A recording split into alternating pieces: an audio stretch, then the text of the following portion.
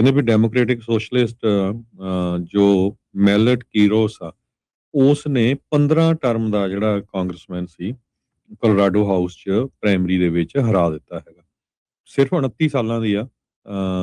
ਉਸ ਨੇ ਡਿਆਨਾ ਡਿਗੈਟ, ਜਿਹੜੀ ਕਿ ਹਾਲਾਂਕਿ ਇਹ ਡੈਨਵਰ ਦੇ ਵਿੱਚ ਡੀਪ ਬਲੂ ਸਟੇਟ ਹੈਗੀ ਆ, ਉਸ ਨੂੰ ਜਿਹੜਾ ਆ ਪ੍ਰਾਇਮਰੀ ਦੇ ਵਿੱਚ ਹਰਾ ਦਿੱਤਾ ਹੈਗਾ। ਐਸੋਸੀਏਟਡ ਪ੍ਰੈਸ ਰਿਪੋਰਟ ਕਰ ਰਹੀ ਆ ਕਿ ਜੋ ਕਿ ਉਸ ਦੀ ਜਿੱਤ ਹੋਈ ਹੈਗੀ ਆ, ਇਹ ਨਿਊਯਾਰਕ ਦੇ ਵਿੱਚ ਜਿਹੜੇ ਵੋਟਰਸ ਨੇ 2 ਡੈਮੋਕ੍ਰੈਟਿਕ ਜਿਹੜੇ ਕਾਂਗਰੈਸ਼ਨਲ ਇਨਕੰਬੈਂਟ ਸੀ ਉਹਨਾਂ ਨੂੰ ਰਿਪਲੇਸ ਕਰਨ ਤੋਂ ਬਾਅਦ ਇਹ ਇੱਕ ਹੋਰ ਜਿੱਤ ਜਿਹੜੀ ਆ ਉਹ ਜਿਹੜੇ ਸੋਸ਼ਲਿਸਟ ਡੈਮੋਕ੍ਰੇਟ ਆ ਉਹਨਾਂ ਦੀ ਹੋਈ ਹੈਗੀ ਆ। ਸੋ ਇਹ ਬੜੀ ਹੈਰਾਨੀ ਦੀ ਗੱਲ ਆ।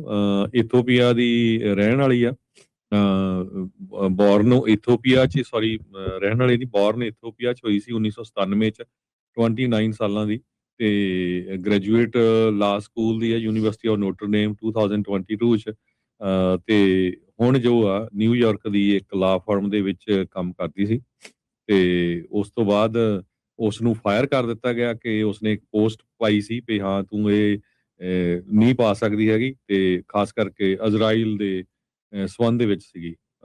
ਤੇ ਉਸ ਤੋਂ ਬਾਅਦ ਇਹ ਇੱਥੇ ਆ ਕੇ ਜਿਹੜੀ ਉਸਨੇ ਇਲੈਕਸ਼ਨ ਲੜੀ, ਤੇ ਹੁਣ ਜਿਹੜੇ ਸਿਟਿੰਗ ਕਾਂਗਰਸਮੈਨ ਸੀ ਉਹ ਉਸ ਨੂੰ ਜਿਹੜਾ ਹਰਾ ਦਿੱਤਾ ਹੈਗਾ ਦੇ ਵਿੱਚ।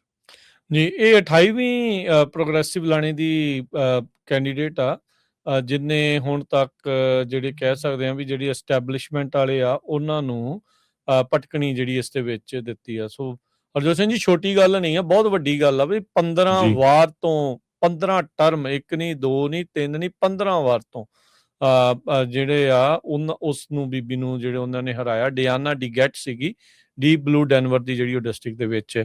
ਇਹ ਹੁਣ ਅੰਡਰਸਟੈਂਡ ਕਰਨਾ ਪੈਣਾ ਆ ਦੋਨਾਂ ਹੀ ਜਿਹੜੀਆਂ ਉਹ ਧਿਰਾਂ ਨੂੰ ਵੀ ਲੋਕ ਜਿਹੜੀ ਐਸਟੈਬਲਿਸ਼ਮੈਂਟ ਪਾਰਟੀ ਆ ਨਾ ਉਹਨਾਂ ਤੋਂ ਜਿਹੜੇ ਉਹ ਅੱਕੇ ਪਏ ਨੇ।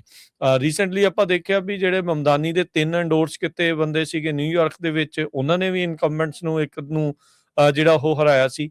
ਸੋ ਜਿਹੜੇ ਪ੍ਰੋਗਰੈਸਿਵ ਧਿਰ ਹੈਗੀ ਆ ਉਹਨਾਂ ਦਾ ਜਿਹੜਾ ਕੰਟਰੋਲ ਆ, ਸਟਰੋਂਗ ਹੋਲਡ ਆ, ਉਹ ਡੈਮੋਕ੍ਰੇਟ ਪਾਰਟੀ ਦੇ ਵਿੱਚ ਸਟਰੋਂਗ ਹੋ ਰਿਹਾ ਹੈਗਾ। ਇਹ ਜਿਹੜੇ ਨਤੀਜੇ ਆ ਉਹ ਇਸ ਚੀਜ਼ ਨੂੰ ਦੱਸ ਰਹੇ ਹੈਗੇ ਆ। ਇਹ ਜਿਹੜੀਆਂ ਐਸਟੈਬਲਿਸ਼ਮੈਂਟ ਹੁੰਦੀਆਂ ਆ ਇਹਨਾਂ ਨੂੰ ਕੰਨ ਤੇ ਲਿਖਿਆ ਪੜ੍ਹ ਲੈਣਾ ਚਾਹੀਦਾ ਵੀ ਲੋਕ ਚਾਹ ਕੀ ਰਹੇ ਆ। ਜੋ ਇਸ ਟਾਈਮ ਮਾਹੌਲ ਬਣਿਆ ਪਿਆ ਆ, ਜਿਸ ਤਰੀਕੇ ਦਾ ਹਾਲਾਤ ਬਣੇ ਪਏ ਆ, ਲੋਕ ਵਾਸ਼ਿੰਗਟਨ DC ਤੋਂ ਖਾਸੇ ਪਰੇਸ਼ਾਨ ਨੇ, ਦੁਖੀ ਨੇ। ਜਿਹੜੇ ਲੋਕ ਜਿੱਦਾਂ ਦੀ ਉੱਥੇ ਕਾਰਜਕਾਰੀਆਂ ਕਰ ਰਹੇ ਆ, ਜਿਸ ਦੇ ਵਿੱਚ ਇਜ਼ਰਾਈਲ ਇੱਕ ਬਹੁਤ ਵੱਡਾ ਐਂਗਲ ਦੇ ਤੌਰ ਦੇ ਉੱਤੇ ਆਇਆ। ਅਮਰੀਕਾ ਦੇ ਵਿੱਚ ਸਿਸਟੇਮੈਟਿਕ ਸ਼ਿਫਟ ਜਿਹੜਾ ਉਹ ਆ ਚੁੱਕਾ ਆ, ਉਹਨਾਂ ਨੂੰ ਕਿਸ ਤਰੀਕੇ ਦੇ ਨਾਲ ਦੇਖਿਆ ਜਿਹੜਾ ਉਹ ਜਾਂਦਾ ਆ। ਸੋ ਜਿਹੜੇ ਵੋਟਰਸ ਆ ਉਹ ਐਂਗਰੀ ਨੇ ਵਾਸ਼ਿੰਗਟਨ ਤੋਂ, ਤੇ ਕੋਲੋਰਾਡੋ ਦੀਆਂ ਜਿਹੜੀਆਂ ਪ੍ਰਾਇਮਰੀ ਦੇ ਵਿੱਚ ਇਸ ਨਤੀਜੇ ਨੇ ਇਹ ਚੀਜ਼ ਨੂੰ ਜਿਹੜਾ ਇੱਕ ਹਿਸਾਬ ਦੇ ਨਾਲ ਕਨਫਰਮ ਕੀਤਾ ਆ।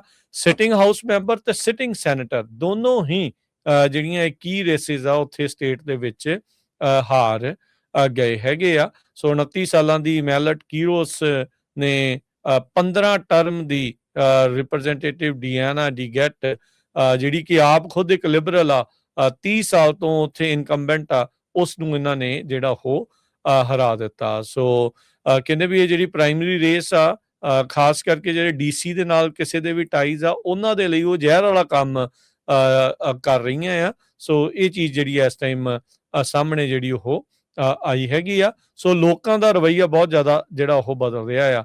ਅਮਰੀਕਾ ਕੀ ਵਾਕਿਆ ਹੀ ਇੱਕ ਸੋਸ਼ਲਿਸਟ ਵੇਵ ਦੇ ਵਿੱਚੋਂ ਜਿਹੜਾ ਉਹ ਲੰਘ ਰਿਹਾ ਆ, ਜਿੱਥੇ ਇਹ ਸਾਰੇ ਲੋਕ ਇੱਦਾਂ ਦੀ ਵਿਚਾਰਧਾਰਾ ਵਾਲੇ ਲੋਕ ਆ, ਉਹਨਾਂ ਦੀ ਲਗਾਤਾਰ ਜਿਹੜੀ ਇੱਥੇ ਜਿੱਤ ਹੋ ਰਹੀ ਆ। ਸੋ ਇਹ ਚੀਜ਼ਾਂ ਜਿਹੜੀਆਂ ਉਹ ਕਾਫੀ ਜ਼ਿਆਦਾ ਜਿਹੜੀਆਂ ਚਰਚਾ ਦਾ ਵਿਸ਼ਾ ਬਣੀਆਂ ਹੋਈਆਂ ਨੇ। ਜੀ।